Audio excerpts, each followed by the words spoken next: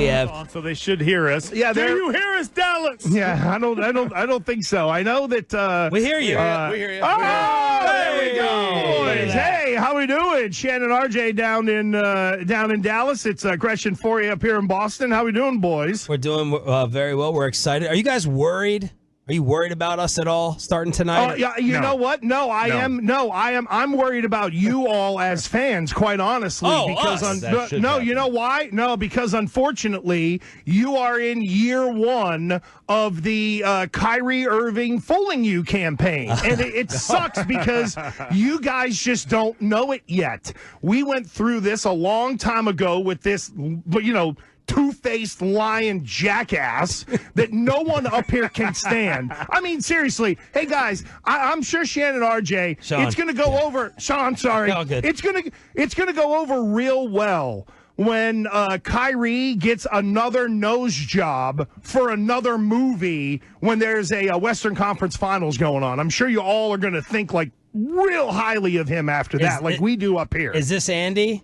Yes. All right, Christian, are you believing that Kyrie, this isn't a real, actual transformation? You think it's the exact same thing he did in Boston? He's a fraud. You guys are wrong. You can't believe it. No, see, this is the problem. You guys are just You don't so watch his excited. pressers or hear him, see him at peace and like tranquil He is. and calm and everything. We've seen it. Yeah, I He saw burned it sage when he got here. Yeah, I saw it. Yeah. I just don't believe him. It's nothing.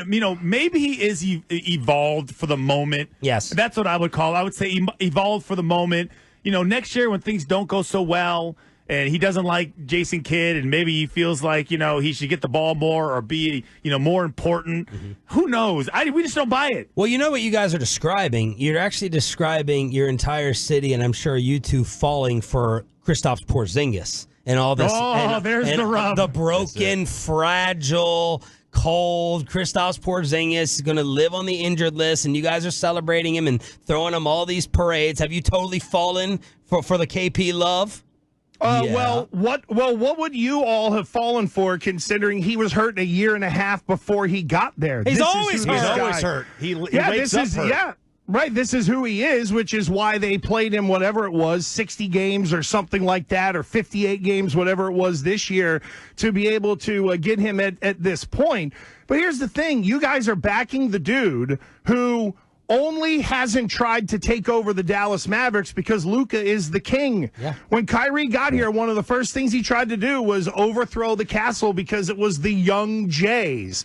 Even Kyrie isn't silly enough to think I'm going to overthrow Luka as the guy down there. That's the point, though. Like, he knows he can't overthrow him, and that's why it's working. Do you guys? But that doesn't mean he doesn't want to, and that's the danger in him because all it takes is a 50-game stint for Luka to be out, and then you'll see that other side of Kyrie. And boys, I don't know about y'all, but a lot of dudes, I know whenever they tell you they've changed, they really work hard at making sure they tell you how much they've changed in every press conference. Should we take you guys forecasting a year or two down the road as kind of being afraid of the actual series that starts tonight? And with the oh dear Lord, with no. the heckling and the venom that's going to come from those fools there, do you think that Kyrie is going to elevate or crumble and be a little shook? Honestly.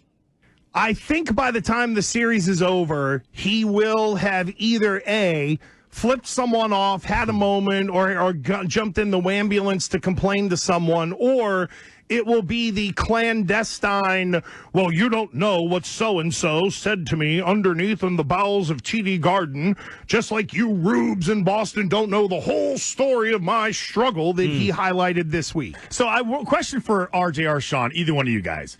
So because I'm looking at the anger that is associated with Kyrie up here for obvious reasons, right? Just a liar in so many different situations.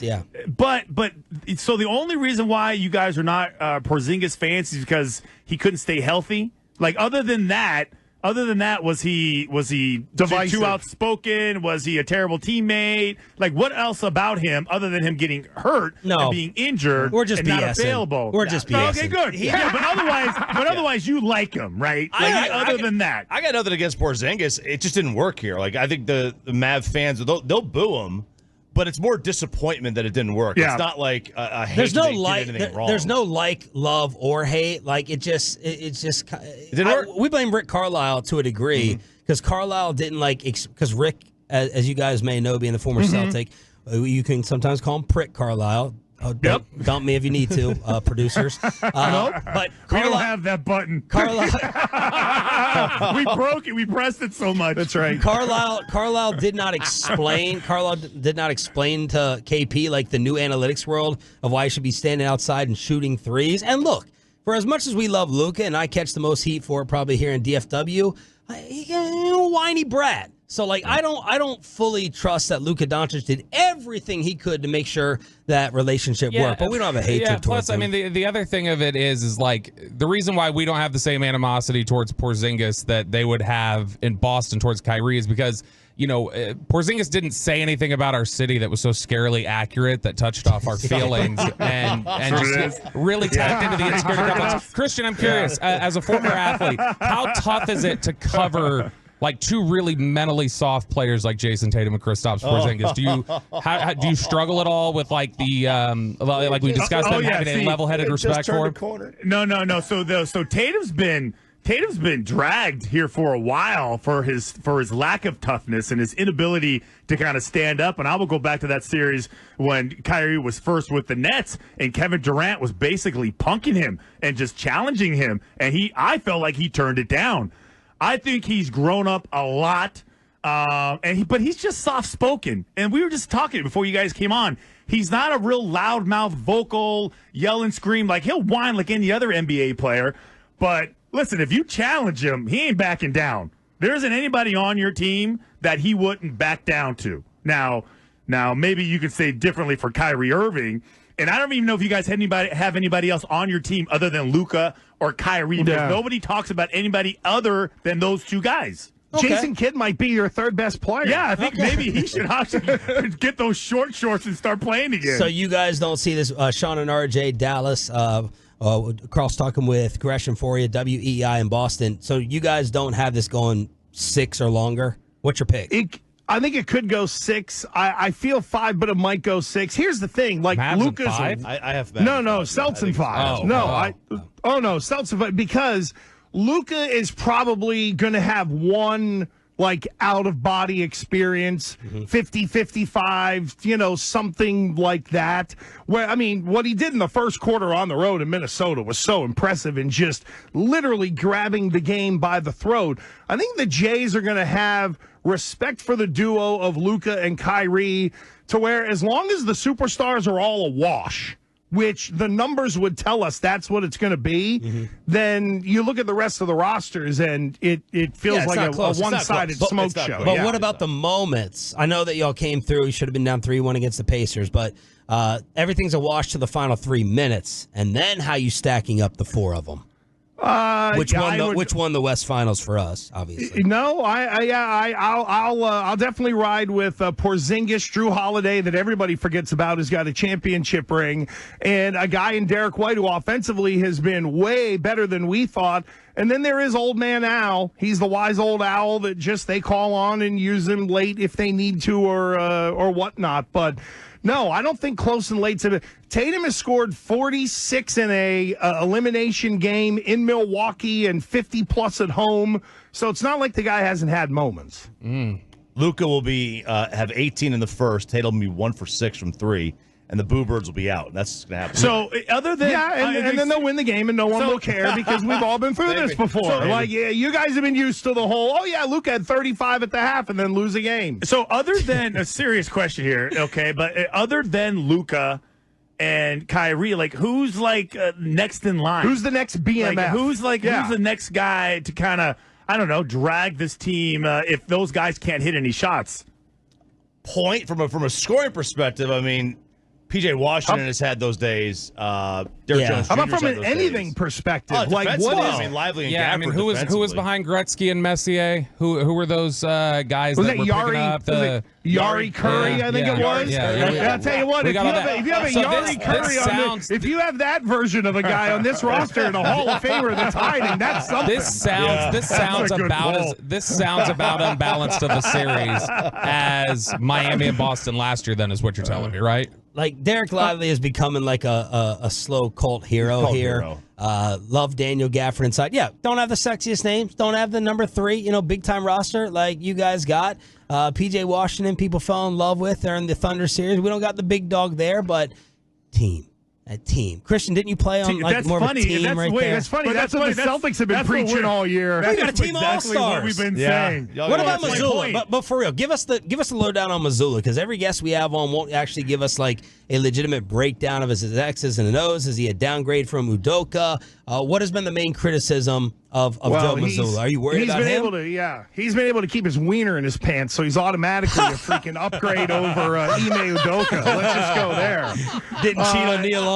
Thumbs up. Seriously, right? Like Ime Udoka, good coach, but how about that decision, right? Like we all co-sign on. What are you doing? It's Nia Long, for God's sakes. She could be.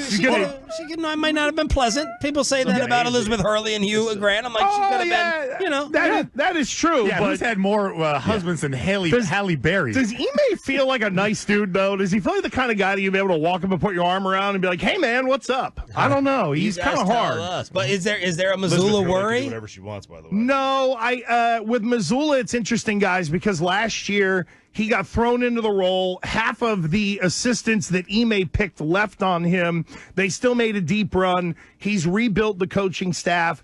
He's very comfortable within his own self. And some of the secret sauce guys has been Jeff Van Gundy behind the scenes, helping to nurture a guy like Missoula. Here's the biggest thing, and you all know this from having Rick Carlisle.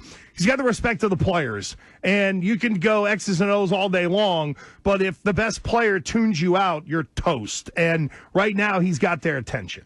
All right, fellas, this was fun. You guys. I got one question. I got one question for you guys. This is really the most important question. I'm a little disappointed they weren't up here. I was hoping to see these guys and stuff. You're not on the fan. I see you guys. I see your faces. I know, but I'm talking about like guys going to give you restaurant recommendations, go to the Kowloon, stuff like that. Are you coming to Dallas?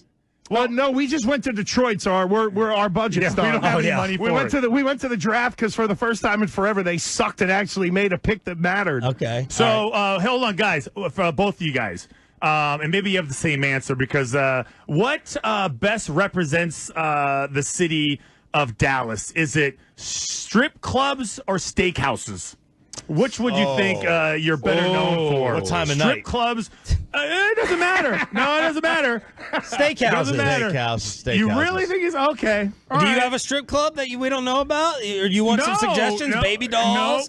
No. What else you got, Chop? Oh no, we have we don't. That doesn't exist up here. No, we have our guy Jermaine Wiggins owns dossiers where they have the ALC ass during the ALCS. Oh my God, is that what they call it? What is that? No, it was something that we it would have been great though, wouldn't it? RJ? Wow. Like seriously, it would have been awesome. But our guy Wiggy stumbled into it. Real quick, boys, because I know you got to go. How fired up are you all going to be to have Bill Belichick as, hey, head coach of the Cowboys next year? I went there and got my boy Bill. Here we go. We're going to go win. Only you guys could be so ungrateful to run this man out of town and spit on him on the way out. The Croatian citizen. You're so spoiled. He's a Croatian citizen now, right? So freaking spoiled. It's insane. Croatian citizen. Yeah, he became a citizen yesterday or 2 days ago. Oh. I think it's Croatian. Maybe Belichick can figure out the strip club versus steak. Oh, no, that would be Kraft. That'd be Kraft. That'd be Kraft for the answer. Oh, yeah. No, Belichick is the guy that creeps out on Ring doorbells, y'all. Have you seen that one? Yes. No, he's doing the same thing. He's just trying to hide it. Hey, guys, keep killing it. Thank you for the time. Right, this is you fun. guys are the best. Yeah, we're all horny. We're all horny.